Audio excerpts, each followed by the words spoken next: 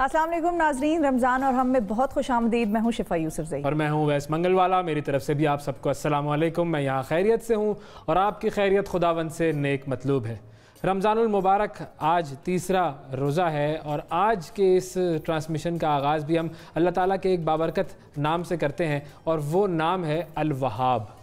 अल वहाब यानी कि बांटने वाला, देने वाला। और इसी से मिलता जुलता, इसी से करीब तरीन मानों वाला एक और नाम है अल्लाह ताला का, जो है अल मुजीब। अच्छा, जो कि सुनने वाला है। तो जब हम उससे दुआ करते हैं तो वह हमारी बातों को सुनता है, हमारी दुआओं को सुनता है और फिर अपनी रहमत से, अपने करम से हमें वो कुछ देता है कि जो हम उससे मांग रहे होते हैं।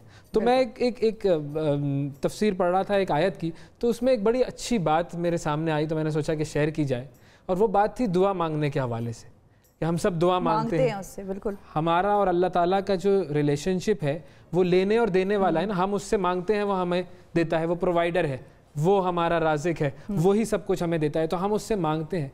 अब जब हज़रत सुलेमान अलैहिस्सलाम की दुआ को मैंने पढ़ा तो मुझे दुआ का एक अलग एस्पेक्ट नज़र आया। अच्छा, हज़रत सुलेमान अलैहिस्सलाम की दुआ हमें मिलती है सूरह साद में। सूरह साद है सूरत नंबर 38 और आयत नंबर 35 उसकी, उसमें वो दुआ है जिसमें हज़रत सुलेमान अलैहिस्सलाम ने कहा कि या अल्लाह, मुझे सबसे पहले उन्होंने इस्तग़फ़ार की। ठीक है, माफ़ी मांगना, इस्तग़फ़ार करना, ये दुआ का तरीका आ गया हमारे सामने कि जब भी दुआ मांगे इस्तग़फ़ार करें। और फिर उन्होंने दुआ मांगी और उन्होंने कहा कि या अल्लाह, मुझे ऐसी सल्तनत दे जो आइंदा आने वाले किसी भी शख्स को ना मिले। अब ये ऐसी दुआ है कि जिसमें इंसान अपने लेवल से बढ़ के अल्लाह ताला के लेवल पर जाके मांग रहा है। हाँ, मतलब मांग भी रहे हैं तो वो उससे अच्छी बड़ी चीज मांग रहे हैं, अनइमेजिनेबल चीज मांग रहे हैं ना। जो आप मांगे तो लिमिटलेस होकर मांगे, क्योंकि उसकी अता जो है वो लिमिटलेस है। हाँ बिल्कुल, उसकी कोई लिमिट तो है नहीं, वो चाहे तो जो मर्जी दे दे आपको। ऐसा ही है। तो जब उन्होंने हज़रत सुलेमान अलैहिस्सलाम ने ये दुआ मांगी तो फिर हम सब पढ़ते हैं, हम सब जानते हैं कि हज़रत सुलेमान अलैहिस्सलाम की जो सल्तनत थी उसमें क्या क्या शामिल था। हवाओं पर उनको कुदरत हासिल, जानवरों चरिंद परिंद उनको कुदरत हासिल, जिन्नात पर उनकी हुकूमत। मतलब इससे बड़ी हुकूमत आज तक ना इस दुनिया में आई है और ना आने वाले वक्तों में हम कोई देखेंगे हुकूमत, क्योंकि अल्लाह ताला ने दुआ वो कबूल कर ली, तो अब उससे बड़ी हुकूमत तो कोई आ नहीं सकती। तो मुझे ये सबक मिला कि जब मांगो तो ऐसा मांगो, इतना मांगो कि उसमें बस ये ना सोचो कि भाई मुझे बस ये मिल जाए तो मेरा काम हो जाएगा, मेरी ज़रूरत पूरी हो जाएगी। नहीं, उससे मांगो तो उसके मुताबिक मांगो कि वो सब कुछ दे सकता है। अनइमेजिनेबल मांगो, बहुत बड़ा मांगो, बहुत ज़्यादा मांगो। बिल्कुल। और अब जब बात आपने इतनी खूबसूरत की है कि हम तो मांगने के ही मोहताज हैं ना, हम मांगते हैं और वो अता करता है, तो एक चीज़ नाजरीन माइंड में रखिए कि हम मांगते हैं, वो अता करता है। उसने कभी नहीं पूछा कि भाई कहीं मेरे ख़जानों में तो कमी नहीं हो जाएगी, कहीं क्या तुम ये डिज़र्व भी करते हो जो मांग रहे हो, क्या मैं तुम्हें दे दूँ।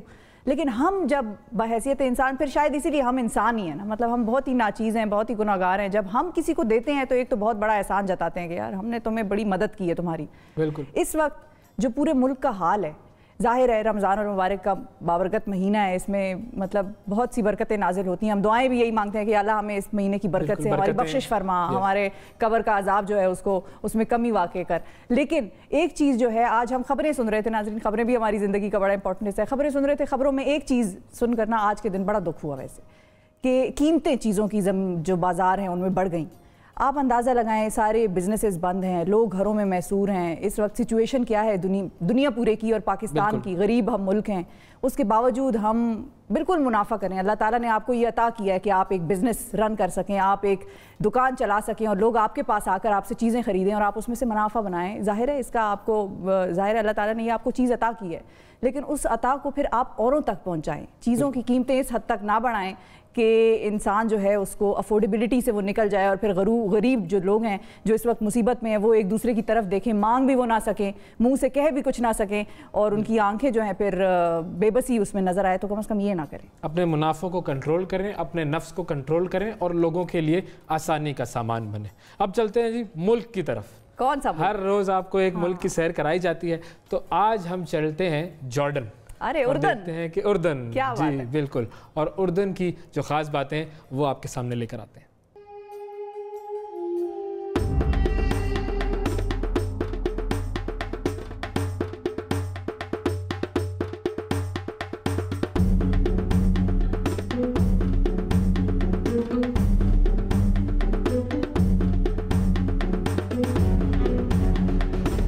कुछ शहर किताब की मानिंद होते हैं जिसके हर वर्ग पर सदियों पर फैली तहजीब का नगमा और हैरान कुन दास्तान लिखी होती है, जैसे उर्दून की वादी मूसा में कई हजार साल पहले आबाद शहर पेट्रा।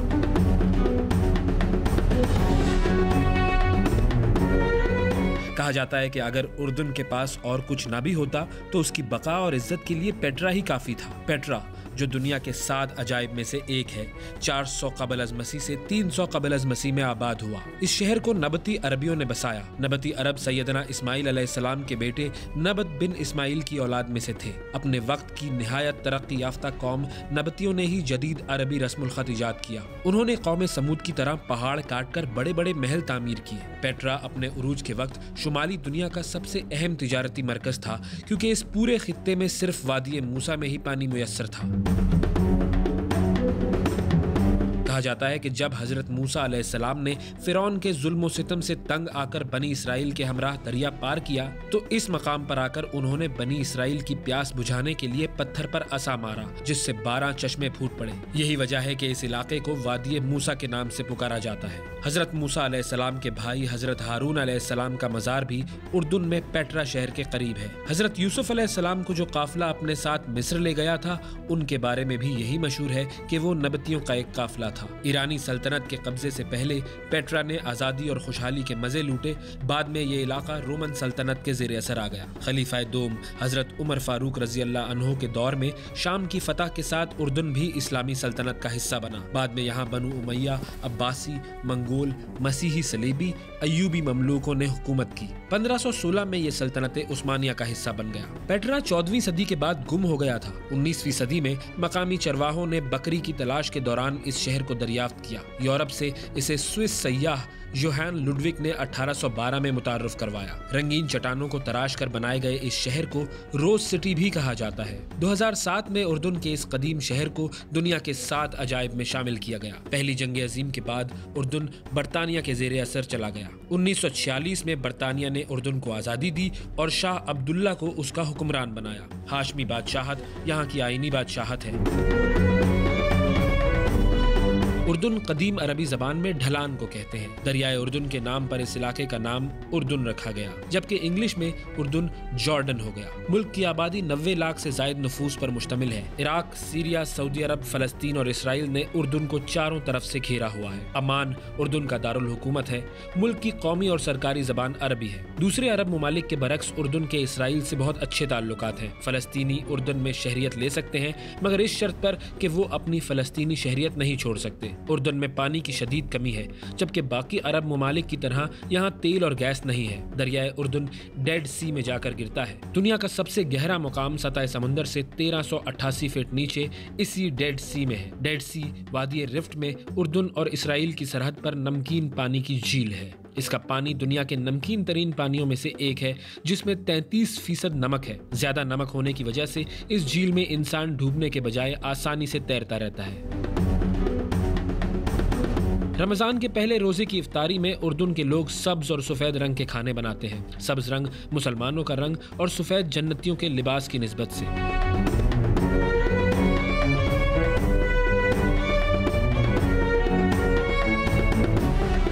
इस साल कोरोना वायरस की वजह से उर्दून में भी रमजानुल मुबारक की रौनकें मांद हैं। कोरोना वायरस से उर्दून में 7 अफराद हलाक और 450 के करीब मुतासिर हैं।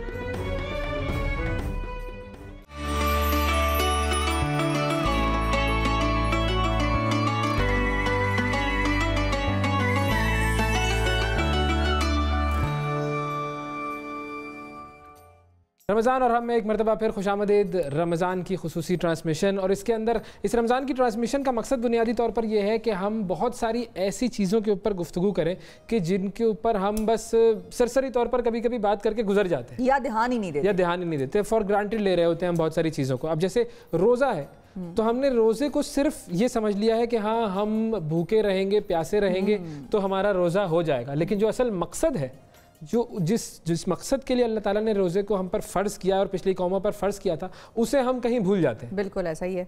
वो मकसद ज़रा याद दहानी करा भी दे लोगों को कि वो मकसद तो बुनियादी तौर पर अल्लाह ताला ने उस आयत में फरमा दिया ना कि रोज़ा तुम पर इसलिए फ़र्ज़ किया गया क्योंकि तुम में तकवा पैदा हो।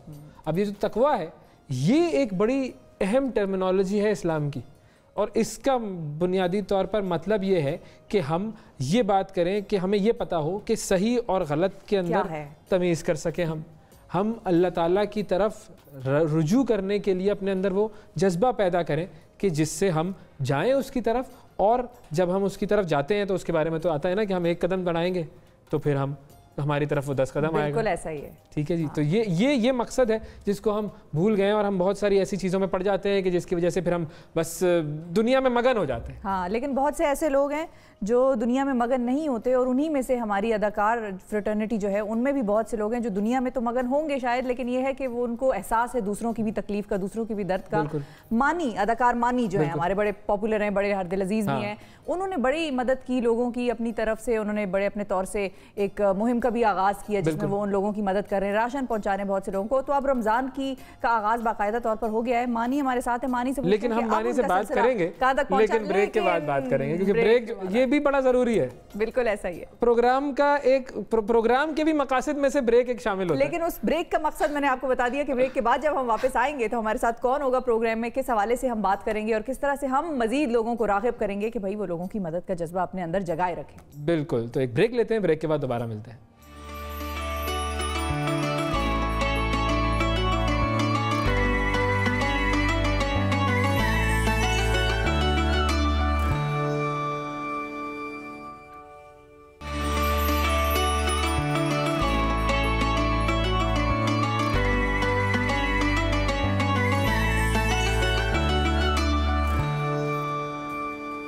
रमज़ान और हम में एक मरतबा फिर खुशामदीद। ब्रेक पे जाने से पहले हमने अनाउंस कर दिया था कि हम कहाँ जाएंगे, किस शख्सियत के साथ हम गपशप लगाएंगे। ब्रेक के बाद हमारे साथ मानी है, हमें ज्वाइन कर चुके हैं। अस्सलाम वालेकुम मानी, बहुत शुक्रिया वक्त निकालने का। रमज़ान मुबारक आपको। आप सबको भी बहुत बहुत मुबारक। और रमज़ान कैसे चल रहे हैं रोजे आप लोगों के? बिल्कुल अच्छे चल रहे हैं रोजे। पहले तो ये बताइए कि आप बैठे हुए कहाँ हैं, कहाँ घूम रहे हैं आप, क्या कर रहे हैं? कुछ नहीं, एक्चुअली हमें जो हमारा जो रमजान का जो एक सिलसिला है जो वो चल पड़ा है, पिछले 32-33 दिन से हम ये काम कर रहे हैं। जब मुझे याद है पहली दफा आपके साथ ही आए थे हम लोग तेराव में, और उस वक्त हमने स्टार्ट किया था ये। अब ये माशाल्लाह सिलसिला चल पड़ा है। शुरू में तो हमने अपना मतलब आपके तहत तेराव मैंने स्टार्ट किया था, लेकिन अब पाकिस्तान के तकरीबन तमाम बड़े ब्रांड्स आ गए हैं इसके अंदर। और आज हमें नेवी, पाकिस्तान नेवी ने हम पे ट्रस्ट करते हुए, हमारे काम को देखते हुए हमें बेशुमार चीनी दी है, जो कि हम वो जो राशन बैग्स उसमें डाल रहे हैं, तो उसी के लिए मैं वहां जा रहा था। वो पैकिंग हो रही है और लोग भी आ रहे हैं, सिलसिला चल रहा है। तो ये बस एक हम तो बिजी हैं।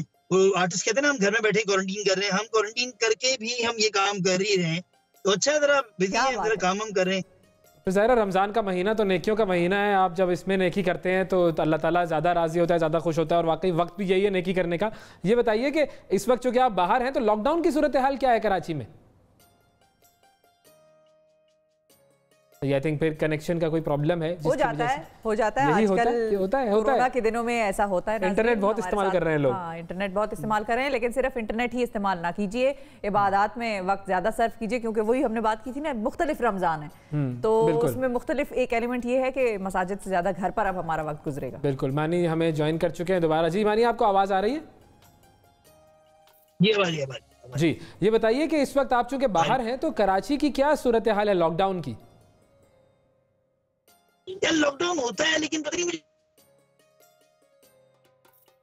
और हमारा राब्ता हल्का सा दोबारा ये मसला है। आज जरा नाराज है, देखिए होता है ये लिंक्स नाराज हैं, लिंक्स कुछ नाराज हो जाते हैं, कुछ इंटरनेट नाराज हो जाता है। अब ये आना जाना इस तरह चलता रहेगा और हम बार बार सवाल करते रहेंगे, बार बार जवाब लेने की कोशिश करते रहेंगे। मानी लॉकडाउन की सूरत हाल? लॉकडाउन की सूरत हाल ये है कि कुछ अमल हो रहा है इस शहर पे, हो तो रहा है, लेकिन छोटे इलाकों में जब न्यू कराची की तरफ जाएं, अगर आप अंदर की अंदरून कराची में जाए तो वहां पे शायद इतना लॉकडाउन पे उस तरह से अमल नहीं हो रहा जिस तरह से होना चाहिए। लेकिन फिर भी पुलिस जा रही है, आ रही है, अभी दुकानें बंद होने वाली हैं, यहाँ पे पुलिस आपके मेरे पीछे से गुजरी है। तो ये सिलसिला है, चल रहा है, लेकिन उस तरह से शायद ज्यादा जिस तरह से अमल करना चाहिए है, शायद उसकी वजह ये है कि बहुत से लोग जो है डेली वेजेस वाले कराची में बेशुमार है, पूरे पाकिस्तान से लोग यहाँ पे आते हैं काम करने के लिए। तो इसकी मेन वजह यही है कि वो लोग परेशान है और उनके लिए उनको निकलना पड़ रहा है, कुछ ना कुछ खाने पीने के लिए, कुछ ना कुछ लेने के लिए। शायद इसकी मेन वजह ये है। बाकी शहरों में मुझे नहीं पता, लेकिन मुझे लगता है कराची में फिर भी अमल हो रहा था, लेकिन फिर ये एक पॉइंट पे जाके लोग निकलते हैं कुछ लेने के लिए, कुछ खाने के लिए, कुछ पीने के लिए। और फिर यहाँ पे लोगों को क्रिकेट खेलने का भी शौक है। हम बेशुमार वीडियोस बना चुके हैं TV stars, politicians, Imran Khan खुद कह चुके हैं घर में बैठो, तो लोग पता नहीं किस तरह मानेंगे। मुझे लगता है शायद आर्मी शार्मी आ जाएगी तो शायद मान जाएंगे, आर्मी शार्मी उतरेगी तो लोग उस तरह मानते हैं, पुलिस से इतना डरते नहीं है पाकिस्तान। आखिरी फिर चारा तो वही रहता है। या फिर खुदा ना खास्ता जिस लोगों को सबको समझ उस वक्त ही आती है जब वो खुद कोई आफत का शिकार हो जाते हैं, खुद शिकार हो जाते हैं। अच्छा मानिए ये बताएं, हाँ, बिल्कुल। अच्छा ये बताएं कि आप लोगों की राशन ड्राइव भी चल रही है, लोगों की मदद करने का जो सिलसिला आपने शुरू किया हुआ था पहले जब हमने आपको प्रोग्राम में लिया था उस वक्त से अभी तक जारी है। ये बताएं कि हमने एक और बड़ी अफसोसनाक खबर आज सुनी, अपने टीवी स्क्रीन पर देखी कि चीज़ें महंगी हो गई हैं। आप लोग ज़ाहिर खरीदते हैं राशन कहीं से और फिर आगे बांटते हैं, आप लोगों को कितना फ़र्क लग रहा है कि कितनी हद तक कीमतों में इजाफा हुआ है, और उस पर क्या कहेंगे आप? ये जो अचानक हमारे यहाँ एक कीमतें बढ़ा देने का रिवाज और एक कल्चर चल पड़ा है, इस पर आपको क्या लगता है, क्या कहेंगे? जब कीमत बढ़ने की बात आई तो फिर लिंक ड्रॉप हो गया। अब ये लिंक ड्रॉप होता रहेगा, लेकिन है वाकई ये मसला है। अब उसके हवाले से सिंध हुकूमत ने ऐलान भी किया है कि जो ज़ख़ीरा अंदोज़ हैं उनके खिलाफ ऑपरेशन करेंगे वो। मेरा ख्याल है मानी दोबारा लाइन हमारी मिल गई है, कनेक्शन उस्तवार हो गए। जी मानी, रमजान में ये चीजें हैं, ये लगी हुई हैं, ये अभी से नहीं, पता नहीं, हम तो बचपन से देख रहे हैं, जब से है रमजान आती चीजें महंगी हो जाती हैं। जो दुकानदार हैं वो भी ऑटोमेटिकली चीजें बढ़ा देते हैं, इवन सब्जी वाले, फल वाले। चले सब्जी वाले, फल वाले तो कुछ 19-20 करते होंगे शायद, कितना 10-15-20 रुपए बढ़ा देते होंगे, 10 रुपए, लेकिन बहुत सी चीजों पे बहुत सारे पैसे बढ़ गए हैं। हमें जो लोग दे रहे होते हैं चीजें, वो फिर भी हमें कुछ खुदातर लोग ऐसे हैं जो दे रहे हैं, जो कि होलसेल में दे रहे हैं, बहुत कम सस्ते दामों में दे रहे होते हैं, तो हमें फिर भी लोग एटलीस्ट इतना फेवर कर रहे हैं अभी भी कि वो चीनी जो है वो तो उन्होंने हमें पाकिस्तान नेवी ने दी है और बेशुमार दी है लोगों के लिए, लेकिन इसके अलावा पाकिस्तान के तमाम बड़े ब्रांड्स हैं जिन्होंने हमें सामान दिया, जिसमें तेल हो गया, पत्ती होगी, जिसमें दालें होगी, ये तमाम चीजें होगी, तो ये चीजें हमें मिल रही हैं उन ब्रांड्स के जरिए। डेफिनेटली हम जब खुद खरीदने जाते हैं तो वो महंगाई देख रहे होते हैं और हम फिर अंडरस्टैंड कर रहे होते हैं, फील कर रहे होते हैं, इसीलिए हम लोग निकले हुए हैं, इसीलिए हम ये काम कर रहे हैं, इसलिए हिरा मैंने स्टार्ट किया है कि ताकि हम मैक्सिमम जितना हम कर सकते हैं हम करें। जाहिर सी बात है, एक समंदर में एक कतरा गिराने के बराबर है। कराची इतना बड़ा शहर है, यूरोप की जितनी आबादी होगी हमें उससे थोड़ी सी कम कराची की होगी, इतना ही फर्क होगा कराची और यूरोप की आबादी। बड़े काफ़ी सारे मुल्कों से बड़ा है कराची, ये बात तो बिल्कुल सही है। अच्छा ये बताएं कि आजकल आपका वैसे क्या रूटीन क्या है, शेड्यूल क्या है आपका? और रोजे पूरे रखे हैं ना, अभी तक कोई छोड़ा तो नहीं? नहीं, रोजे तो इतने आसान है कि छोड़ने का मौका नहीं है। लेकिन ये कि घर में ही है, लॉकडाउन है, घर में पढ़ रहे हैं नमाज, और घर में ही जो है इशा भी पढ़ते हैं, मगरिब भी पढ़ते हैं, और फिर कुरान की आयतें वगैरह सुनते हैं। मुख्तलिफ स्कॉलर्स जो हैं, जो मेरे पसंदीदा है, मैं उनको बैठ के सुन रहा होता हूँ। कौन से? तो ये सिलसिला चल रहा है। क्या कह रहे? किस स्कॉलर्स को सुन रहे हैं आप? मैं डॉक्टर सिरार को सुनता हूँ, गांधी को सुनता हूँ। मैं बेसिकली, मुझे कुछ 2-4 लोग बड़े पसंद हैं और वो बहुत ही अलग अलग सोचों के लोग हैं, लेकिन मैं इनको सुन के, क्योंकि प्रॉपर स्कॉलर्स हैं, इनकी बड़ी रिसर्च है, इनकी इतनी रिसर्च है, और तो इसलिए मुझे पसंद आते हैं। और इनके अंदर भी चेंजेस आती गई वक्त के साथ साथ, और ये बड़ा इंपॉर्टेंट है, इंसान के अंदर चेंजेस आती रहे, चाहे मजहबी तौर पे हो चाहे वैसे हो। आप अल्लाह मियाँ की तलाश में जब निकलते हैं तो आपको मुख्तलिफ हर्डल्स पार करने होते हैं, मुख्तलिफ जगहों पर टच करना होता है। तो मैं भी इधर उधर टच करता करता करता करता इन तक पहुंचा हूँ, और अभी और लोग भी आ रहे हैं, इंजीनियर साहब हैं, वो बड़े मजे के लगते हैं मुझे। तो ऐसी चीजें मैं देखता रहता हूँ, इनके पॉइंट देखता रहता हूँ, सामने की तरफ भी देखता रहता हूँ। बहुत अच्छी बात है, ऐसा ही होता है। इंसान जब मुख्तलिफ सोर्सेज से इल्म हासिल करता है तो उसका अपना विजन भी ब्रॉड होता है, बहुत सारी चीज़ों का पता लगता है। और हमारी दुआ ये है कि अल्लाह ताला आपको ये जो आप इल्म हासिल कर रहे हैं उसमें भी कामयाबी अता फरमाए, और जो दीन की जो सही नॉलेज है वो भी आप तक पहुँचे, और ये जो आप लोगों के लिए काम कर रहे हैं इसका भी आपको बहुत अजर अता फरमाए। बहुत शुक्रिया मानी, वक्त दिया आपने। इंशाल्लाह इसी तरीके से आप काम करते रहेंगे और हम आपसे बात करते रहेंगे। अब एक और अहम बात, हाँ, अब एक और बड़ी अहम बात, और वो ये है कि हम में से बहुत से लोग रोज़ा तो रख लेते हैं, बिल्कुल, हम रोज़े तो बड़ी बाकायदगी से रख लेते हैं, लेकिन नमाज की पाबंदी जो है वो नहीं हो पाती, कुछ लोग नहीं कर सकते। और कुछ लोग फिर ये उज़र भी पेश करते हैं कि रोज़ा तो एक रमज़ान से दूसरे रमज़ान में बेसिकली गुनाहों के कफ़ारे का सबब बन जाता है, और इसलिए रोज़े में नमाज अगर आपकी छूट भी जाए तो चलें उसको रोज़ा कबूल समझें अपना। कुछ लोगों का ये होता है एक रीज़न जो वो देते हैं। अब क्या रोज़ा बगैर नमाज के कबूल होता है? रोज़े और नमाज का कितना गहरा ताल्लुक है? बात इस पर हम करेंगे। हमारे साथ मजहबी स्कॉलर, बड़े renowned name doctor Khalid Zaheer साहब हमारे साथ मौजूद है। अच्छा, हम खालिद ज़हीर साहब से बात करेंगे, लेकिन इससे पहले एक हमें ब्रेकिंग न्यूज़ की तरफ जाना है। जैसे ही वापस आते हैं तो फिर खालिद ज़हीर साहब से बात करते हैं।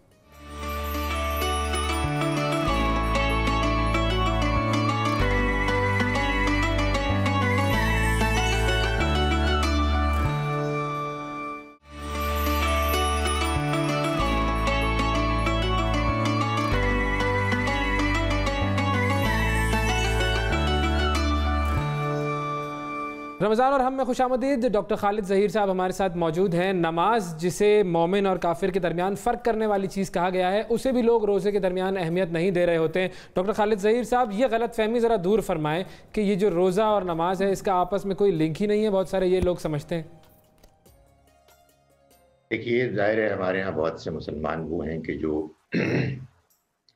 बहाने तराशते हैं, कुछ अपने लिए आसानियाँ पैदा करना चाहते हैं। जाहिर है कि नमाज मुसलमानों पर फ़र्ज़ है। कुरान मजीद से ये साफ मालूम होता है कि नमाज और ज़कात ये दोनों वो फ़राइज़ हैं कि जो जब इंसान पूरे करता है तो वो असल में अल्लाह के यहाँ मुसलमान गर्दाना जाता है। इसकी अहमियत लोगों को बताते रहना चाहिए। मगर जो शख्स किसी वजह से भी रोज़ा रख रहा है तो उसको रोज़ा रखने देना चाहिए और उसको ये बार बार समझाने की कोशिश करनी चाहिए कि देखो, तुम इतनी हिम्मत कर रहे हो, सुबह से लेके शाम तक अल्लाह के हुक्म की वजह से भूखे प्यासे रहते हो। उसी अल्लाह का ये हुक्म भी है कि दिन में 5 मरतबा तुम उसके आगे झुको और देखो ये क्या मुश्किल चीज़ है। भाई, फ़र्ज़ नमाज पढ़ लो, अपने नमाज का आगाज़ फ़राइज़ से करो, तो मुझे उम्मीद है कि लोग बात को समझेंगे। ये जो एक और सवाल आपने किया था कि वो एक रमज़ान से दूसरे रमज़ान गुनाह धुल जाते हैं, इसलिए नमाज भी अगर मिस हो गई तो वो भी जाहिर है कि लोग ख्याल करते हैं कि उसका गुनाह भी धुल जाएगा। असल बात ये है कि असल में हमारे यहाँ एक मुश्किल ये है कि लोग स्टेटमेंट्स को लेते हैं इन आइसोलेशन। एक जुमला कहीं से उठाया और उसको अपने फ़ायदे के लिए इस्तेमाल कर दिया। असल हकीकत ये है कि जिस रोज़े की बात की गई है इस हदीस में, वो रोज़ा वो है कि जिसको एक और हदीस में यूं बयान किया गया कि मन सामा रमज़ाना ईमानम व एहतिसाबन गुफ़िरा लहू मा तक़द्दम मिन ज़ंबिही। जिसने रोज़ा रखा ईमान की हालत में, अल्लाह को राज़ी करने के इरादे से और खुद एहतसाबी के साथ, यानी ये सोचता रहा कि मैंने माजी में पिछले साल से अब तक क्या क्या गलतियां की हैं कि जिन पर मैं अल्लाह से माफ़ी मांगूं ताकि अल्लाह ताला मुझे माफ़ कर दे। तो असल में रोज़ा हमको ये मौका फराहम करता है कि हम अल्लाह ताला से अपने गुनाहों की माफ़ी मांगें। और जाहिर है कि गुनाहों में एक बड़ा गुनाह ये है कि इंसान अगर नमाज जानबूझकर छोड़ता है तो ये वाकई एक बहुत बड़ा गुनाह है। लेकिन मेरी गुजारिश सिर्फ इतनी है जी कि जो लोग रोज़ा रखते हैं ना, उनको हमें इनकरेज करना चाहिए कि देखो, तुम ये बहुत बड़ा काम कर रहे हो, इसका मतलब ये कि तुम में अल्लाह ने बड़ी हिम्मत रखी है, भाई एक दूसरा काम भी कर लो, वो भी तो उसी अल्लाह का हुक्म है। तो मेरा ख्याल है कि इंशाल्लाह लोग बात समझेंगे इंशाल्लाह। अच्छा, हमें एक छोटे से ब्रेक की तरफ जाना है, ब्रेक के बाद दोबारा आते हैं तो फिर हम आपसे जो है वो दोबारा गुफ्तगू करते हैं।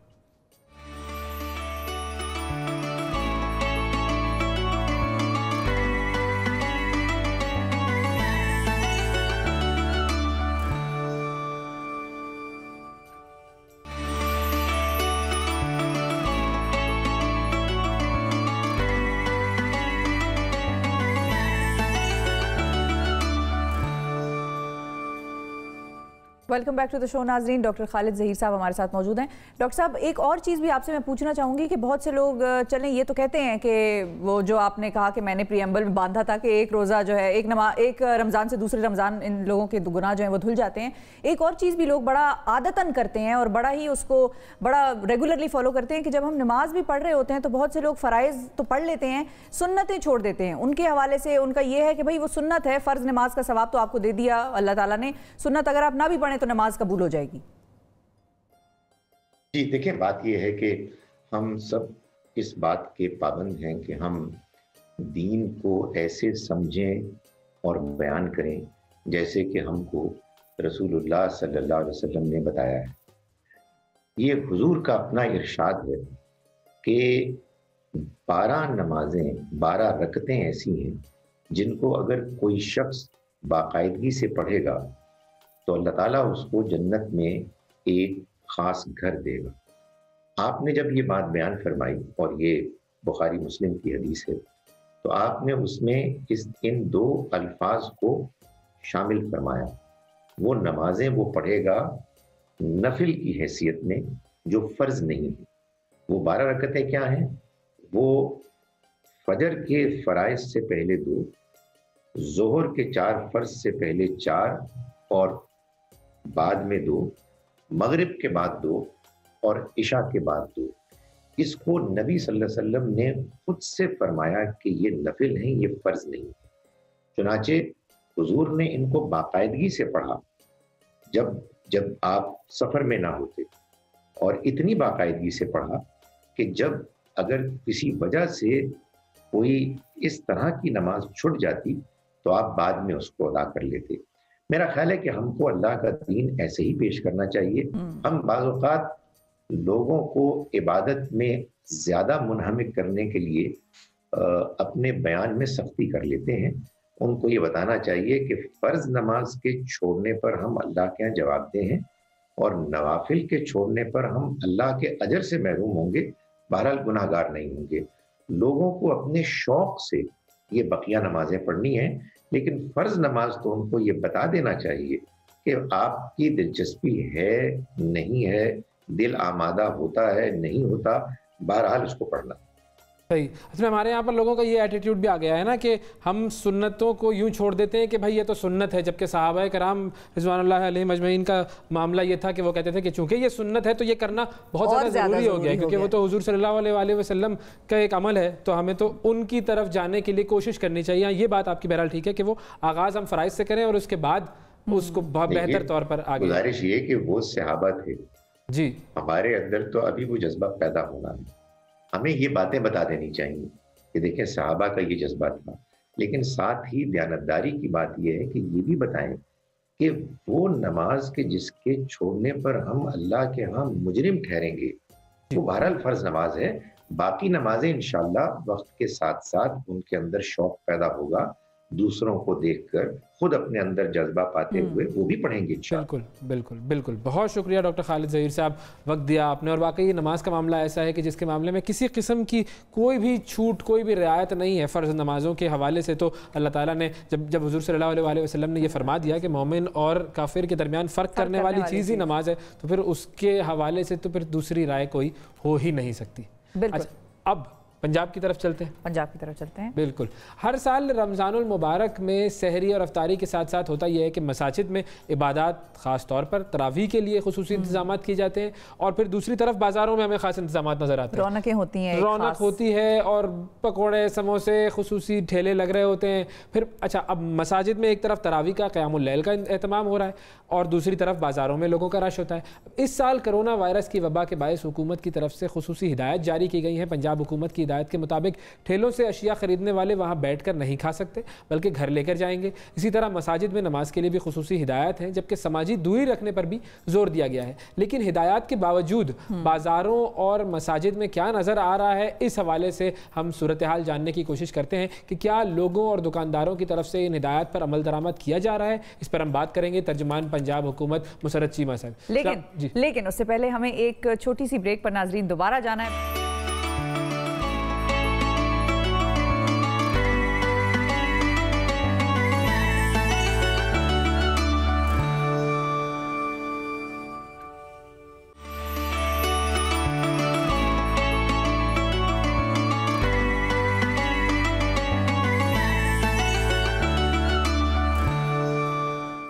रमज़ान और हम में खुशामदीद। तर्जुमान पंजाब हुकूमत मुसरत चीमा साहिबा हमारे साथ मौजूद है। मुसरत साहिबा, पंजाब में रमज़ान के दौरान जो लॉकडाउन की इस वक्त सूरत हाल है, पहले तो उससे आगाह कीजिए कि क्या सूरत हाल है।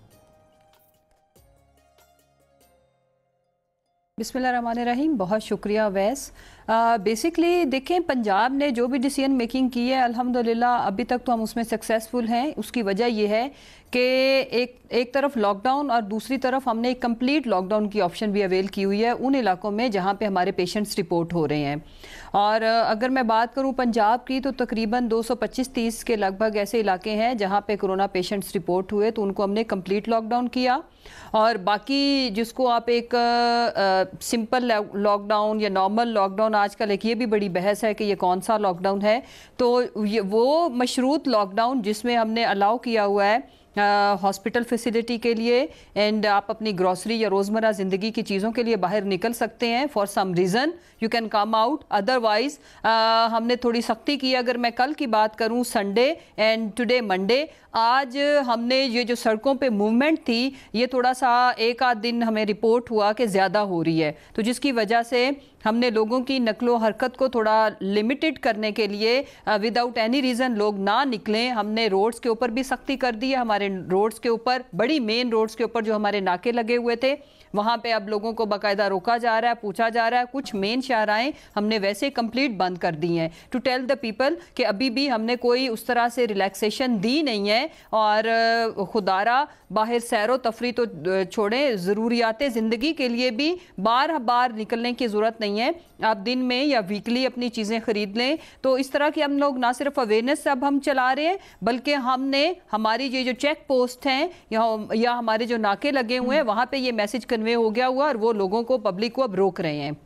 तो मुसरत साहब ये बताएं कि लाहौर तो एक ऐसा शहर है जहां पर ये पकोड़े, समोसे, चाटें और ये जो ठेले लगने का एक बाजार होता था और वहां पर लोगों का बड़ा हुजूम भी नजर आता था। अब इसको आप किस तरह से मेक श्योर कर रहे हैं? हर बाजार में, हर ठेले पर तो नहीं खड़ा हो सकता ना पुलिस वाला भी, और मतलब कहाँ कहाँ आप लोग कैसे कैसे चेक रखेंगे?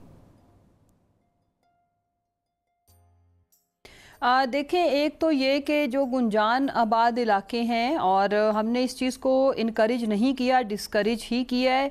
कंडीशनल कह लें या मशरूत इजाज़त मिली है। उसकी वजह यह है कि हर जगह पे आप ठेले भी नहीं लगा सकते, और उसमें भी टाइमिंग वही है, मार्केट टाइमिंग जो कि 9 से 5 की है, उसको हमने बढ़ाया नहीं है। तो 9 और 5 के बीच में अगर कोई अपना ये जो उन्हीं जैसे कोई बेकरी है या कोई स्टोर है, तो उसके पास अगर कोई अपना ठेला या कोई चीज़ लगाना चाहता है तो फिर उसको टाइमिंग भी फॉलो करनी पड़ेगी, ना करनी पड़ेगी नहीं, करनी पड़ रही है। और ये तो बिल्कुल मुमानियत है कि आप वहाँ पे मतलब रमज़ान में तो ठेलों के ऊपर बैठ के खाने का सवाल इसलिए भी पैदा नहीं होता जब टाइम 5 बजे का है और अफ्तार का टाइम आपको पता है कि वो 6 ऑनवर्ड है, तो इसलिए बिल्कुल भी इजाज़त नहीं दी गई। उसकी वजह यह है कि रौनकें तो मान पड़ गई हैं रमज़ान की, इसमें कोई दूसरी राय नहीं है, लेकिन हमें लोगों की ज़िंदगी अजीज़ है, ये रौनकें लगती रहेंगी। जब हमारे पाकिस्तानी बचेंगे, सेहतियाब होंगे, तो फिर इंशाअल्लाह ताला ये जो रूटीन ऑफ लाइफ है ये दोबारा आएगी,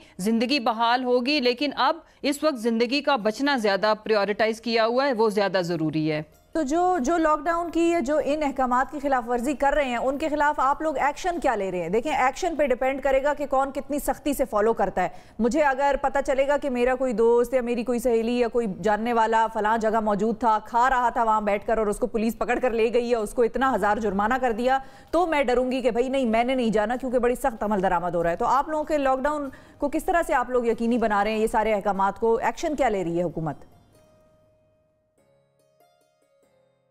जी बिल्कुल, आप बजा फरमा रही हैं। देखें, बेसिकली तो ये खाली अहकामात नहीं होते। पाकिस्तानी कौम अनफॉर्चुनेटली जज़ा और सज़ा पे ज़्यादा बिलीव करती है और उसके लिए दफ़ा 144 का सख्ती से हमने नफाज किया हुआ है और FIR भी लॉन्च होती है। डिपेंड करता है कि वायलेशन का लेवल क्या था।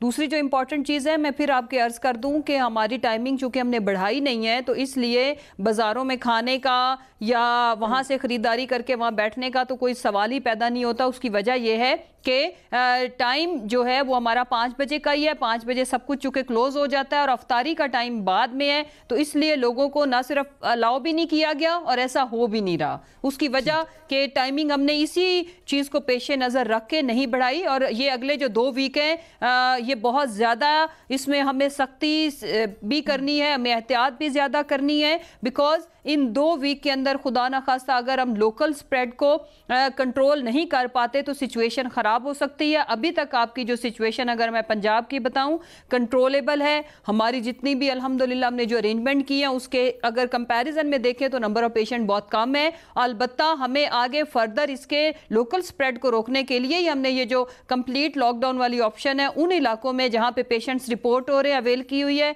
वहाँ पे जो इलाके हैं उनके पूरे के पूरे इलाके की टेस्टिंग हम कर रहे हैं।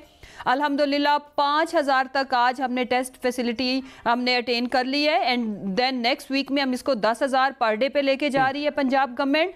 10,000 हम रैंडम टेस्ट भी करने लगे हैं। ग्रोसरी स्टोर से सैंपल ले लिया, किसी मार्केट से, इधर उधर से ताकि हम लोकल स्प्रेड जिनमें सिम्टम्स शो नहीं हो रही वो परसेंटेजेस भी we want to study, but वो टेस्ट बेस पे ही हम कर सकते हैं कि इसकी लोकल आम जनरल पब्लिक में इसकी स्प्रेड की रेशो क्या है। तो वो 10,000 हम सैम्पलिंग लेंगे मुख्तलिफ मकामात से एंड देन फिर जी। अच्छा, मैं ये पूछना चाह रहा था कि मसाजिद के हवाले से इस वक्त क्या सूरत हाल है, क्योंकि एक सर्वे भी किया गया था जिसके अंदर ज़ाहिर है हमारे मुल्क में तो लाखों मसाजिद हैं, उसमें 194 मसाजिद का सर्वे किया गया और उसमें ये आया कि जी 80% जो ऐसी मसाजिद है जहाँ पर जो SOPs है वो पूरे तरीके से फॉलो नहीं किए जा रहे। ज़ाहिर है वो सैम्पल साइज़ तो छोटा है, लेकिन पंजाब के हवाले से हम क्या कह सकते हैं कि वहाँ पर क्या सूरत हाल है?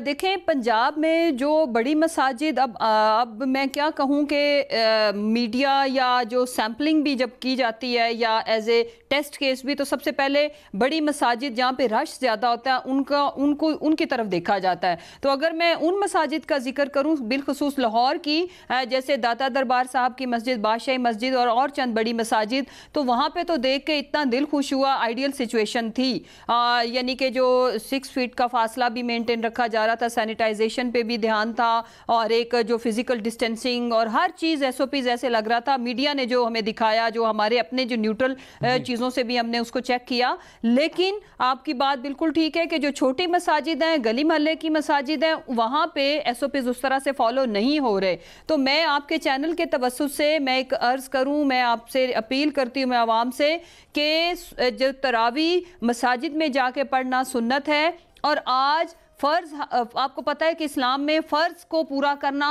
उसकी ज़्यादा इंपॉर्टेंस है। और फ़र्ज़ ये है हमारा as a Pakistani, as a Muslim, कि अगर किसी ह्यूमन लाइफ को हमारे से ख़तरा हो, अगर किसी की कोई वबा फैलने का ख़तरा हो, तो उस वक्त फ़र्ज़ हावी आ जाता है। तो अगर हम अपने घरों के अंदर नीयत हमारी ये कि हम किसी को तकलीफ ना पहुंचाएं, हमारे बच्चे, हमारे बुजुर्ग, हमारा घर, हमारी कम्युनिटी सेफ रहे, तो घरों में पढ़ने का आपको ज़्यादा सवाब इस वजह से मिलेगा कि आपने एक फ़र्ज़ भी पूरा किया, उसके भी आपको नीयत उसकी की सवाब मिलेगा। प्लस ये तो है सुन्नत की इबादत, तो इसको घर में पढ़ने से भी आपको सवाब में, नेकी में बढ़ोतरी आएगी, कमी नहीं आएगी। तो प्लीज़ खुदारा इस चीज़ को समझें।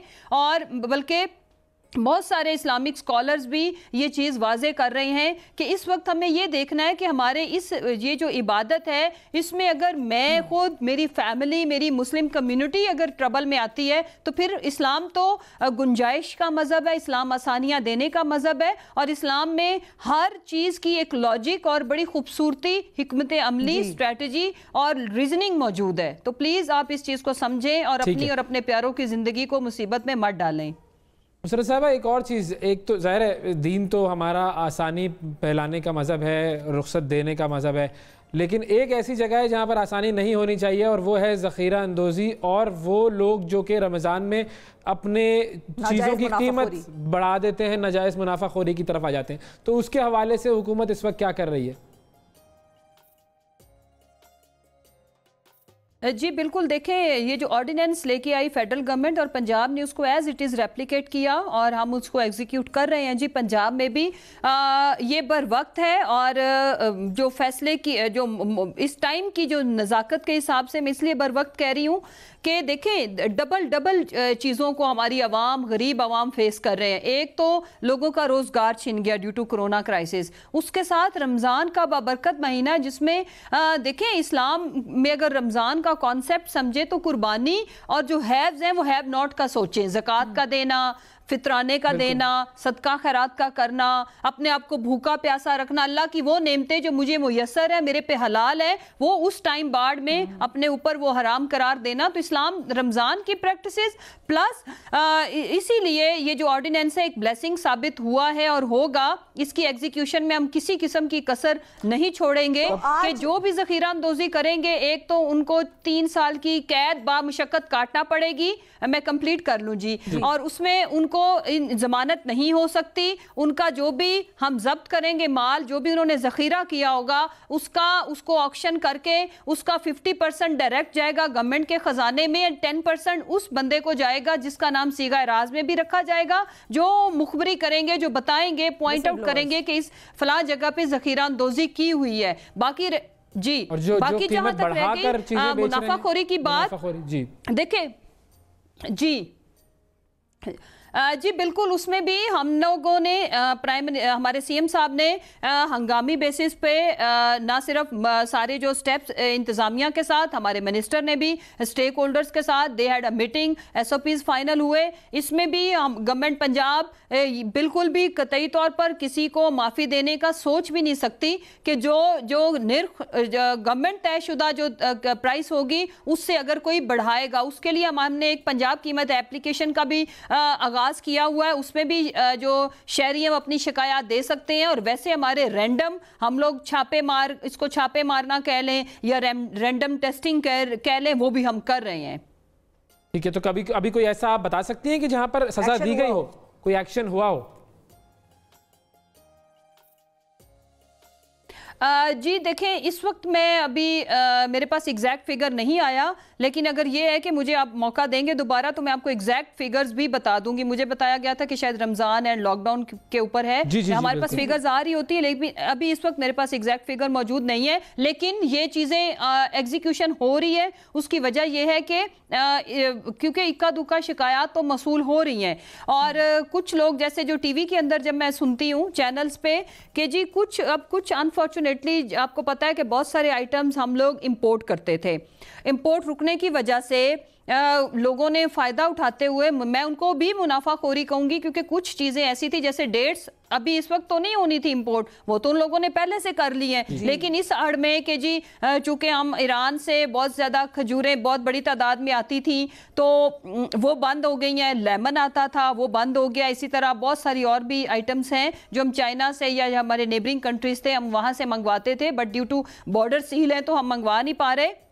उसके लिए भी हम कुछ तरीके वजह कर रहे हैं कि इससे कैसे छुटकारा पाया जाए कि जो इस हाड़ में भी अगर उन्होंने पहले से चीजें मंगवाई हुई हैं तो उनकी तो कीमत बढ़ाने का हक नहीं रखते वो। साहिबा तभी मिलेगा जब एक्शन होगा, एक्शन से वाजे हो जाएगा लोगों को कि भाई अब तो हुकूमत जो है वो एक्टिव हो गई है। बहुत शुक्रिया अदा करेंगे मुसरत साहिबा आपका, आपने वक्त निकाला और इतनी तफसील से हमें आगाह किया। नाजरीन यहाँ पर हमें लेनी है एक छोटी सी ब्रेक से वापस आते हैं तो दोबारा मिलते हैं।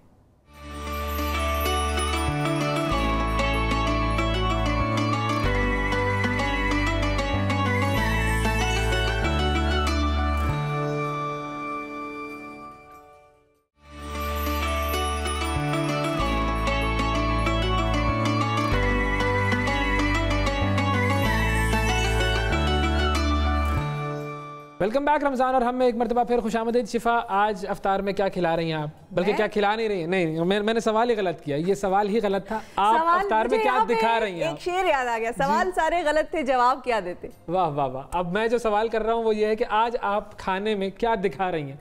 हम आपको नाजरीन लेकर चलते हैं। आयशा, शेफ आयशा हमारे साथ मौजूद हैं। जी अस्सलाम वालेकुम। और आज तो बड़ी ही मज़ेदार, बड़ी ही मुनफरिद रेसिपीज़ हैं। मुझे खबर मिल गई है, बिल्कुल मैंने कहा कि मैं आयशा के थ्रू नाजरीन लेकिन आप तक खबर पहुंचाएंगे।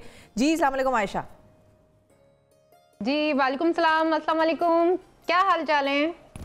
बस जी बिल्कुल ठीक ठाक हैं, और बस देख रहे हैं कि आज आप कुछ पकाएंगी और फिर आप पकाकर जब वो मुकम्मल हो जाएगी डिश तो हमें दिखाएंगी और फिर खुद खाएंगी आपको फिर।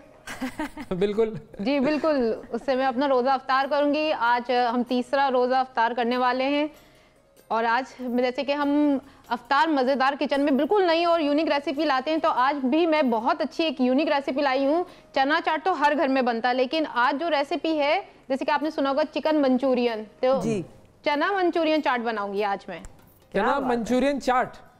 चना मंचूरियन ये क्या मतलब? जी चना मंचूरियन चाट चाइना और पाकिस्तान का ये हसीन इम्तिजाज है। जी जी बिल्कुल, ये मिक्स रेसिपी है चाइना और पाकिस्तान की।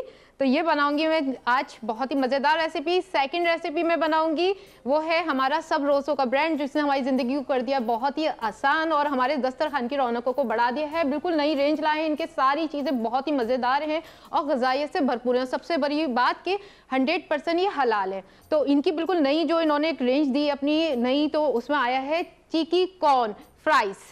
क्या आया है? कौन आया? नया नाम है ना, चीकी कॉर्न फ्राइज। इनका एक नया ब्रांड है और इन्होंने जो फ्राइज के, हाँ जी, चिकन आयशा बहुत मासूम है और कॉर्न जो के आयशा आप बहुत मासूम है। वैसा आपको तंग कर रहे थे यहाँ पर बैठकर, क्या कह रहे थे वैसा? जी, और मैं डिटेल बताना शुरू कर देती हूँ।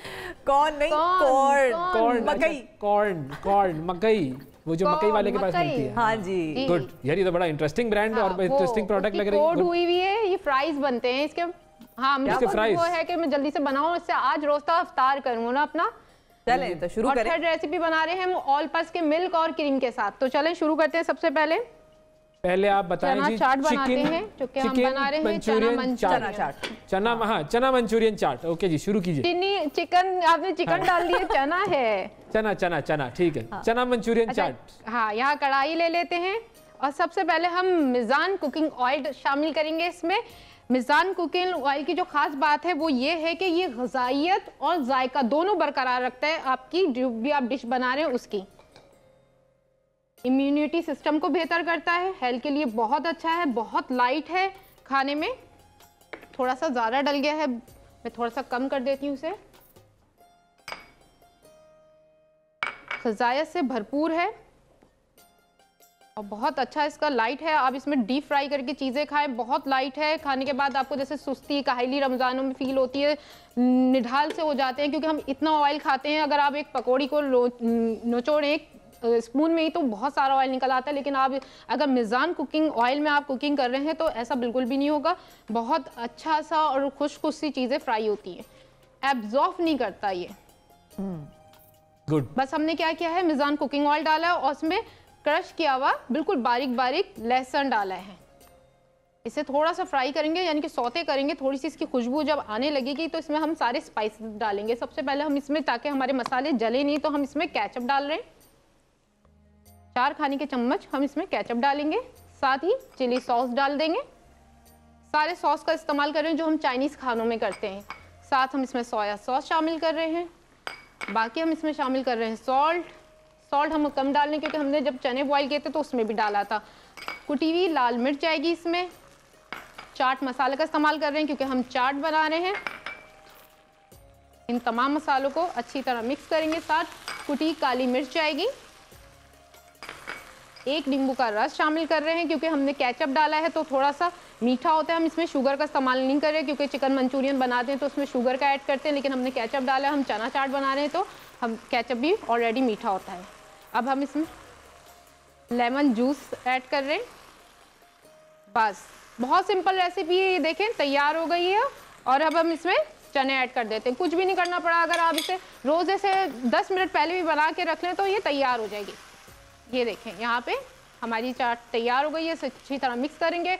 अच्छा, अब हम इसमें जो शामिल करेंगे जो बहुत ही ज़रूरी है वो है शिमला मिर्च, क्योंकि हम बना रहे हैं चना मंचूरियन चाट तो उसके लिए इसका टेस्ट अच्छा है, वो शामिल कर देते हैं। साथ हम चॉप किए हुए बारीक टमाटर शामिल कर देते हैं और साथ ही हम अनियन थोड़े से ऊपर गार्निशिंग के लिए रख लेंगे।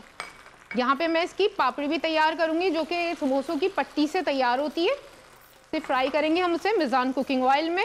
बहुत अच्छी मज़ेदार बनेगी, क्रिस्पी क्रिस्पी क्रंची। आपके दस्तरखान को रौनक से बना देगी ये रेसिपी। देखिए कलरफुल कितनी है, प्यारी कितनी लग रही है। बस सिंपल तैयार हो गई। इसे हम डिश आउट करते हैं। कलर तो बड़ा अच्छा है, कलर्स बड़े अच्छे लग रहे हैं और रेसिपी सिंपल बहुत है। आपको मेरी आवाज आ रही है? बिल्कुल बिल्कुल, रेसिपी आवाज भी आ रही है, तस्वीर भी आ रही है। ये हाँ, ये लेकिन इस वक्त हमारा ध्यान आपकी आवाज की तरफ नहीं है, आप ये चना चाट की तरफ है। ये जो इस कदर खूबसूरत चना चाट बनी है ना, अब और देखें कितनी खूबसूरत चना चाट तैयार है। गुड। इतना करीब से दिखाते हैं ना और इंसान का दिल चाहता है यहीं से हाथ बढ़ाकर उठा ले। कलरफुल है, जूसी है बहुत ही। ये बताएं इस्लामाबाद में कौन सी चाट ज्यादा पसंद की जाती है? बस इस्लामाबाद में जो है वो आप छोड़ दें, भूल जाएं इस वक्त इस्लामाबाद को। इस वक्त तो फोकस हमारा ये मंचूरियन चाट है। ये अच्छा, चाट एक हो गई मुझे सवाल पूछना है लेकिन आपसे, फिर भी कोई ऐसी चाट होगी जी। प्रॉब्लम क्या होती है कि यूजुअली जब लोग चना चाट बनाते हैं तो चने गलते नहीं है जी। उसका कोई तरीका है कि चने जरा अच्छे तरीके से गल जाएं? अब हाँ, पहले आप इसे सोक करें, कम से कम 3 घंटे के लिए सोक करें, फिर उसको बॉईल करने रखें। लोग क्या करते हैं कि इसे वॉश किया और बॉईल करने रख दिया। फिर अगर क्या आप छोटी क्वालिटी वाले जो चने होते हैं वो यूज़ करें, वो बहुत अच्छे होते हैं, उसकी चाट बहुत मज़ेदार बनती है। थर्ड स्टेप ये करें कि आप उसमें थोड़ा सा मीठा, खाने का जो मीठा सोडा होता है वो ऐड कर दें, तो क्या होगा कि बहुत ही सॉफ्ट और बनेंगे। आप यहाँ जैसे मेरे चने देख सकते हैं, ये मैं दबाऊंगी 2 पीस तो वैसे ही हो गए इसके, और हल्का सा यूं दबाने में बिल्कुल बारीक से हो गए। तो ये बहुत ही अच्छा है कि अगर आप इसमें एक चुटकी मीठा खाने का सोडा शामिल कर दे तो बहुत अच्छे नरम छोले हो जाएंगे। गुड, चलिए। अच्छा, अब आप इसकी पापड़ी बना रही हैं, ये इंपॉर्टेंट है। फ्राई कर रही हूँ जी। ये हाँ, ये बहुत ही इंपॉर्टेंट है। ये क्या है, जो रोल की रोटी आती है उसके मैंने इस तरह से छोटे छोटे से पीस कर लिए थे। पट्टी, समोसा पट्टी जिसको हम कहें जी, समोसा पट्टी होती है वो, उसके छोटे छोटे से इस तरह से क्यूब्स में हमने पीसेस कर लिए थे। और इसको थोड़ा सा ऑयल गर्म हो जाए तो फिर मैं इसको फ्राई करके ऊपर से डालूंगी ताकि क्रिस्पी से अच्छी सी मज़ेदार चाट हो जाए। साथ ही यहाँ पे बॉइल्ड पोटैटो थे जिसे मैंने क्यूब्स में काटा हुआ है, वो भी गार्निशिंग के लिए चाहिए। वैसे बच्चों को बहुत पसंद होते हैं। अगर आप ऐसी चीज़ें बनाएं, चाट बनाएं मज़ेदार चटपटी, तो उसके बाद इसमें आप फ्राई करके भी आलू रख सकते हैं, बॉईल करके भी रख सकते हैं। बच्चों के तो फेवरेट हैं, किसी भी फॉर्म में हो आलू, बच्चों के तो बहुत आलू तो आलू होता है। आलू बच्चों के क्या फेवरेट। आपने तो दिल ही मेरा दुखा दिया ये कह के कि आलू सिर्फ बच्चों के ही हैं, आलू बड़ों के भी होते हैं। मेरे तो वैसे आलूओं से जिंदगी जुड़ी है। बड़ों के भी इर्द-गिर्द में आलू ही आलू हैं। ये अब ये जो पापड़ी है ये रेडी हो गई, गरम हो गया जी, बिल्कुल ये गरम हो गया है। मैं इसमें सिर्फ डालूंगी इसे इस तरह से। गुड।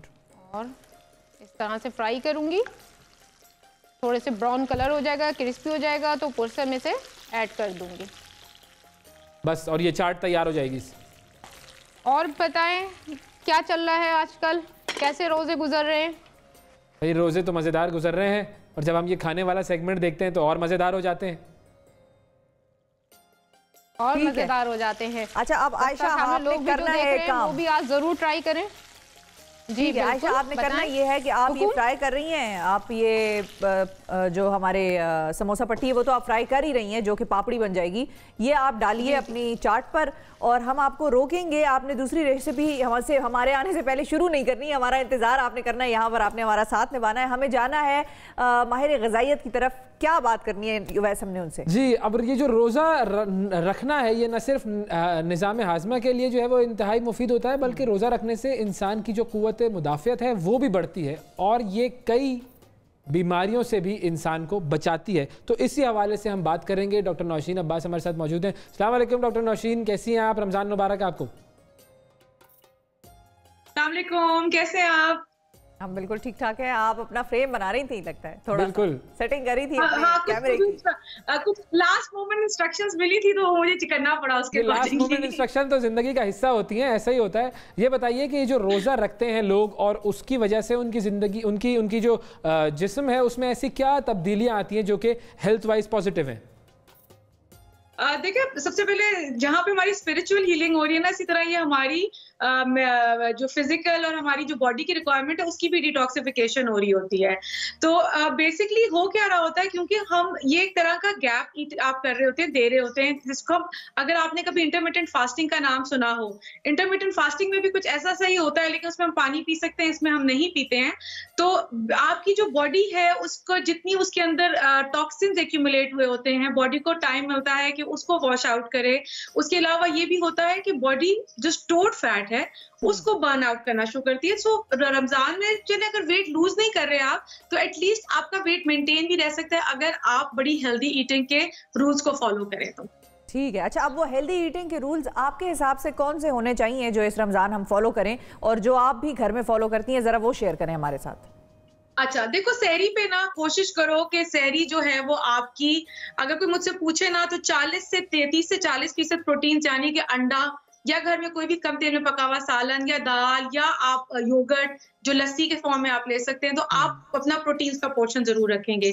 हमने एम ये करना है कि हमने कार्बोहाइड्रेट्स वो वाले खाने जो स्लोली डाइजेस्ट हो, यानी कि चक्की का आटा, गंदम का आटा, बाजरे की रोटी, दलिया, ये सारी चीजें ऐसी हैं जो शिफा ये स्लोली डाइजेस्ट होती है और इससे आपको एनर्जी बड़े लॉन्गर टाइम तक मिलती रहती है। सही। और सबसे पहले जो इम्पोर्टेंट चीज है वो सबसे ज्यादा ये है कि इसमें पानी जो है ना वो बहुत इंपॉर्टेंट रोल प्ले कर रहा है।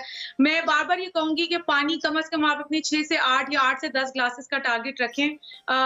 हो सके तो अफ्तारी के बाद 2 ग्लास पानी ले लिए, उसके बाद आपके अफ्तारी और सोने के टाइम पीरियड में आप अपने पानी के डिवाइड कर सकते हैं, हर 1 घंटे में 1 ग्लास, क्योंकि आप अगर बहुत ज्यादा पानी पियेंगे एकदम से तो आपका पेट फूलने का वो होता है, फिर आप खाया भी नहीं आपसे ज्यादा। बिल्कुल, तो ये कल एक खाना एक बड़ी मजे की, लोग ज़ाहिर शेयर भी कर रहे होते हैं, हाँ। जोक्स भी शेयर हो रहे होते हैं ना अफ्तार और सहर के टाइम पे। तो हम जिस तरह सहर पे पानी पी लेते हैं, तो किसी ने लिखा था कि देखिए इंसानों, ये याद रखो कि तुम ऊंट नहीं हो, तुम इंसान हो, पानी जो है इंसान समझ के पियो, तरबेला डैम मत बनाओ। अपने पेट को तरबेला डैम मत बनाओ। बिल्कुल सही कहा, बिल्कुल सही कहा। और ये है कि आपने अगर सहरी में कोई भी ऐसे सीड्स, जैसे चिया सीड्स, हमेशा भी मैं कहती हूँ चिया सीड्स अपनी स्मूदी में डाल लें, क्योंकि देखो गर्मी के रोजे हैं, प्यास लगने के चांसेस बहुत ज्यादा हैं। आप निढाल प्यास से ज्यादा हो रहे होते हैं, भूख से कम हो रहे होते हैं। तो आपने अगर दही और पानी इस तरह की चीजें अपनी सहरी में ऐड ऑन रखेंगे तो आप देखेंगे कि आपको कम प्यास लगेगी। अच्छा, अब अगर हम अफ्तार की तरफ आए तो आइडियल मेन्यू क्या होना चाहिए अफ्तार का? अच्छा, आइडियल मेन्यू जो अफ्तार का है ना, उससे सबसे पहली जो चीज है, अगर आपने बेस्ट करना है, एक तो पानी का आपने करना है। लोग कहते हैं अगर मैं न्यूट्रिशनिस्ट हूँ तो शायद मैं किसी भी तरह का मशरूब मना कर दूंगी, 1 गिलास जरूर रखें अपने लिए, आप जो भी लेना चाहते हैं। And the best way to, आपने अपना रोजा खोलना है तो आप खजूर से खोलें, क्योंकि थ्रू आउट द डे आपके ब्लड शुगर लेवल्स जो हैं वो ड्रॉप कर रहे होते हैं। तो खजूर जो है वो इंस्टेंट आपको बूस्ट देती है, तो खजूर से जरूर रोजा खोलें। अगर जिन लोगों को लगता है कि वो हाइपो में बार बार जाते हैं, जिनके ब्लड वो बहुत पूरा दिन लेथार्जिक फील कर रहे हैं, पकोड़े 3 से 4 जरूर प्लेट में रख लें। कोशिश करें कि अगर मैं इसको रिप्लेस कर लें चना चाट, जो कि आपकी अभी हमारे मुझे नजर आ रहा था, बहुत मजे की बन रही थी, हम उससे रिप्लेस। बिल्कुल। और साथ में जो है लोबिया चाट हो गया, ये प्रोटीन्स हो गए। इसके अलावा ये है कि आपने कोशिश करनी है कि आप जो भी चीजें, कम तली हुई चीजें हमारा टारगेट होना चाहिए। सालन भी कम तेल वाला, चपाती, चक्की के आटे की चपाती, ये सारी, ब्राउन ब्रेड, ये चीजें जरूर अपनी डाइट में रखें। ये वो सारी चीजें हैं जो आपको एनर्जी देती रहेंगी और स्लोली डाइजेस्ट होती रहेंगी। तो पानी का यही है कि एकदम से घटाघट मत पिए। मैंने जैसे बताया 2 गिलास अफ्तारी के बाद, फिर से अफ्तारी और डिनर के दरमियान, फिर सहरी तक, और फिर सहरी पे 2 गिलास ले लेंगे तो आपकी जो 6 से 8 ग्लासेस का रिक्वायरमेंट है वो पूरी हो जाएगी। और एक चीज सबसे इम्पोर्टेंट है, सब बेस्ट टाइम है, आप चाहें तो अपने घर के अंदर या कोई भी फिजिकल एक्टिविटी जरूर रखिएगा। आप अगर चाहते हैं कि आपके रिजल्ट्स अच्छे आए और आप चाहते हैं कि अगर इस रमजान में हम थोड़ा वेट लूज करें, तो आई थिंक वॉक या घर के अंदर ही, क्योंकि क्वारंटीन चल रहा है, तो इस चीजों का बहुत फायदा होगा आपको। बिल्कुल ठीक, बहुत शुक्रिया डॉक्टर नौशीन, वक्त दिया आपने, और वाकई बड़ी अहम बातें। अब जैसे खजूर से रोज़ा खोलने की बात की गई, तो अब हमारे नबी सल्लल्लाहु अलैहि वसल्लम ने तो हमें ये सुन्नत बता दी अपनी कि या तो खजूर से रोज़ा खोला जाए, या नमक से, या पानी से। अब हमारे यहाँ पर वही मसला ये होता है कि लोग इन चीज़ों को अमल तो कर रहे होते हैं, लेकिन इनके पीछे जो हिकमत है उसको समझने की कोशिश नहीं कर रहे होते। बिल्कुल, तो 1400 साल पहले हमें तो ये तमाम फ़ायदे वाली चीज़ें बता दी गई। हाँ, बता दी गई, और अब हमारा कम से कम फ़र्ज़ ये है कि हम आप तक पहुँचाएं, जो लोग भूल गए हैं, या हमसे भी कभी कभी बात कोई भूल जाती है। लेकिन इस वक्त, इससे पहले कि हम मजीद भूलें, हमें जाना है एक छोटी सी ब्रेक पर। ब्रेक से वापस आएंगे तो आयशा की तरफ चलेंगे।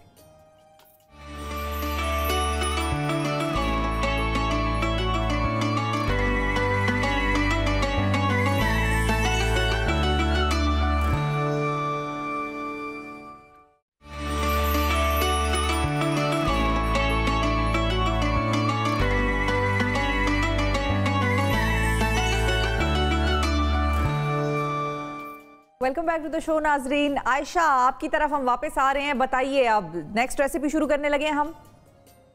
नेक्स्ट वो रेसिपी है जिसकी मुझे खुद एक्साइटमेंट हो रही है कि कैसी होगी ये, और मैं इससे रोज़ा अफ्तार करूंगी। वो है सब्ज रोज़ों का चिकी कॉर्न। चिकी कॉर्न, ठीक है भाई, ये वही फ्राइज है ना? चिकी कॉर्न फ्राइज, जी ये बिल्कुल वही फ्राइज है, जिसको बहुत ही नई और यूनिक रेसिपी है। मैंने खुद पहली दफ़ा देखा है और मुझे खुद हो रहा है कि मैं जल्दी से रोज़ा खुले और इससे अपना रोज़ा अफ्तार करूं, क्योंकि ये 100% हलाल है और बहुत ही, सब रोज़ों का 100% हलाल है और बहुत ही इसकी बहुत बड़ी रेंज है। और उन्होंने बहुत सारी चीज़ें, जैसे कि आजकल के हालात हैं और उसमें बाहर से कोई चीज़ें नहीं मिल रही, और बच्चों को तो वो क्रिस्पी चीज़ें बहुत पसंद होती हैं, क्रिस्पी बर्गर हों, चाहे वो निगेट्स हों, और इनकी वैरायटी में तो चपली कबाब है जो कि कल मैंने बनाए थे, 7 समोसे हैं, और उनके मैंने चिकन पकोड़े भी बहुत मज़े से ट्राई किए थे, बहुत मज़ेदार हैं। क्या आप लोग भी अपने घरों में लाएं, सारी चीज़ें ट्राई कर लेती हैं, बस और फिर हमें बताती हैं। हाँ, सबसे अच्छी इसकी सब रोसों की क्या अच्छी बात है वो ये है कि इसके प्राइस बहुत कम है, इतने कम प्राइस में बहुत अच्छी चीज़ें दे रहे हैं। और इनकी चिकन भी बहुत अच्छी है, जो कि बहुत ही उनके अपने फार्म में जो होती है उसकी ग्रोथ होती है, अंडे से लेके मुर्गी तक, और फिर उसके बाद ये उसके बाद ये उस चिकन से उसके चिकन उन्होंने टिक्के भी दिए हैं, चिकन बॉललेस भी है इनके पास, और कढ़ाई के पीसेस भी हैं। यानी कि आपकी सारी ज़िंदगी, जैसे कि आजकल हालात हैं उसमें टाइम बहुत कम होता है बाहर निकलने का और चीज़ें लाने का, तो आप जल्दी से जाएं और उससे अपने घर लाएं और उससे आप अपनी ज़िंदगी को आसान बनाएं, ताकि ज़्यादा से ज़्यादा वक्त आप रमज़ानों में इबादत में गुजारें और काम को आसान करें अपने लिए। गर्मी के भी दिन है, गर्मी के भी रोज़े हैं, बस आप इन चीज़ों को निकालें, पैकेट खोलें और फ्राई कर लें। सब रोज़ ये कटे हुए उसी फ्राइज की शक्ल में कटे हुए हैं।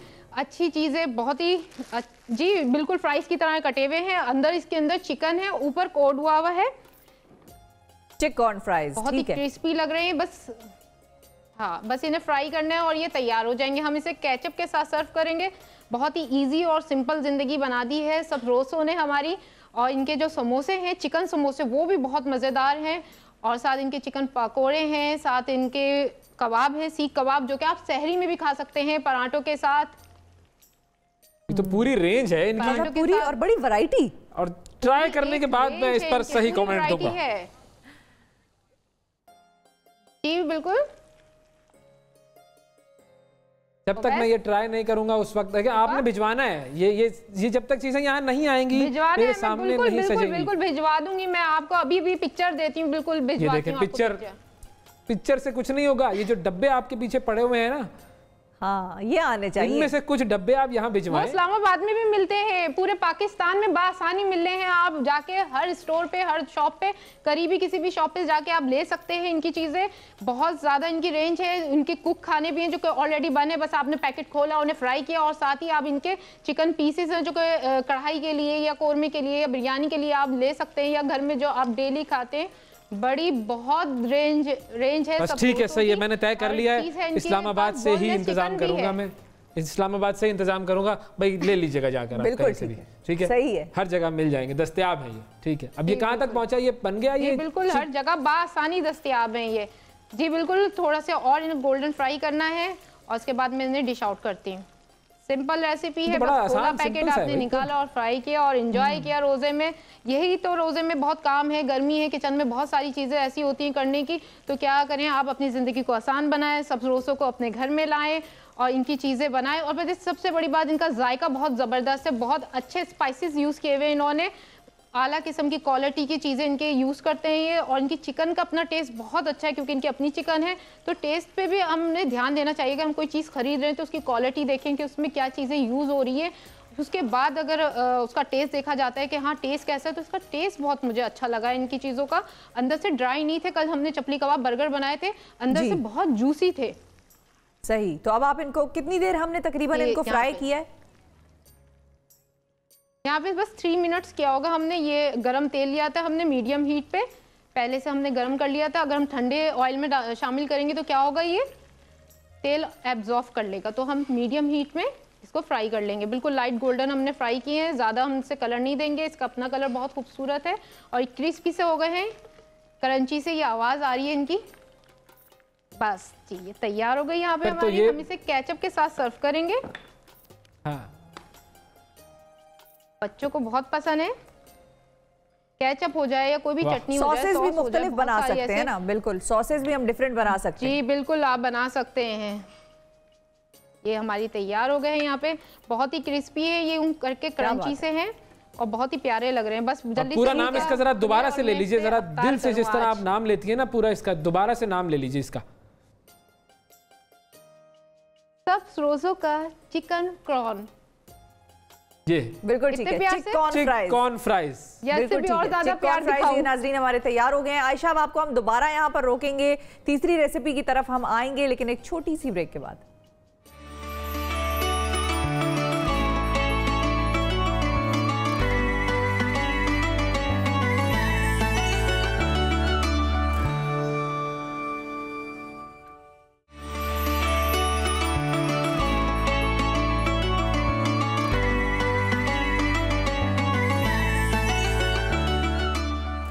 रमज़ान और हम में खुशामदीद। आयशा की तरफ चलेंगे दोबारा कराची और देखते हैं कि जो तीसरी रेसिपी उन्होंने बनानी है, जिसकी वजह से वक्फा लिया था आपने, वो क्या रेसिपी है, बताइए आयशा। जी, अब हम बना रहे हैं ऑलपर्स का कैरेमल बिस्किट शेक, जो कि बहुत ही मज़ेदार है, क्योंकि हम उसमें ऑलपर्स का मिल्क भी यूज़ कर रहे हैं और साथ ऑलपर्स की क्रीम भी यूज़ कर रहे हैं। ऑलपर्स का मिल्क 100% ओरिजिनल मिल्क है, इसमें कोई मिलावट नहीं है और इसी दूध के साथ इसकी क्रीम बनाई जाती है, जो कि बहुत ही मज़ेदार और गाढ़ी होती है। इसका अपना ही टेस्ट इतना मज़े का है कि आप अगर कोई भी शेक बनाएं, कोई भी चीज़ बनाएं, तो आपको ज़रूरत ही नहीं कि आप कोई और चीज़ डालें, जैसे कि लोग आइसक्रीम वगैरह डालते हैं, तो वो डालने की ज़रूरत नहीं है। सिर्फ खाली हमने ऑलपर्स का मिल्क ले लेते हैं 2 गिलास। आप पे डिपेंड करता है कि आप कितना बना रहे हैं। ये 1 लीटर का है, पैकेट है। इसमें हम डाल देंगे बिस्किट, कैरेमल बिस्किट, साथ हम वेफर्स भी डाल देंगे 2-3, शुगर ऐड करेंगे, साथ ही हम इसमें आइस यूज करेंगे। ठंडा ठंडा, क्योंकि गर्मियों का मौसम है, तो ठंडा ठंडा ही मिल्क शेक या कोई भी ड्रिंक बनाए तो वो अच्छा लगता है। और ये बहुत हेल्दी है क्योंकि ऑलपर्स से तैयार हो रहा है। थोड़ा सा हमने मिक्स कर लिया है। अब हम इसमें क्रीम ऐड करेंगे, क्योंकि हमने इसमें बिस्किट डाले थे, जिसकी वजह से वो आपस में अच्छी तरह मिक्स नहीं होते। अब हम इसमें ऑलपर्स की क्रीम, जो कि खुद इतनी गाढ़ी है, इसे कुछ भी करने की जरूरत नहीं है, ना विप करने की, बस आप उसे थोड़ा सा चिल करें और फिर अपनी ड्रिंक्स में शामिल करें। खाली दूध से तैयार की जाती है, बहुत ही मज़ेदार इसका अपना टेस्ट है। मैं हमेशा जब भी बेकिंग वगैरह करती हूँ तो इसका ही इस्तेमाल करती हूँ। ये क्रीम आपने इसमें कितना डाला? पूरा पैकेट डाल दिया इसमें? रेसिपी, हाँ, पूरा पैकेट डालने की कोशिश की थी, थोड़ा सा ऊपर डालूंगी। अब मैं आपको बताती हूँ कि मैंने कैरेमल घर में ही तैयार किया है, क्योंकि जैसे कि आजकल हालात हैं तो हर चीज़ नहीं मिल रही। सिर्फ शुगर ली थी, उससे कैरेमल किया था हमने, उसमें मक्खन डाला और दूध डाला, उसका कैरेमल सॉस तैयार हो गया है। इसे हम अपने ग्लास में इस तरह से लगाएंगे। इसका बहुत अच्छा टेस्ट होता है, बहुत मज़े का लगता है। साथ हम इस पे ऑलपर्स की क्रीम कोट करेंगे इस तरह से। तो बड़ी एक पेंटिंग सी बन गई है कुछ। इसमें उतार देंगे। प्रेजेंटेशन देखें जरूरी होती है। बिल्कुल खूबसूरत सी। इसी से तो देख के दिल चाहता है कि चीज भी बहुत अच्छी होगी। थोड़ा सा वाह साफ कर लेते हैं।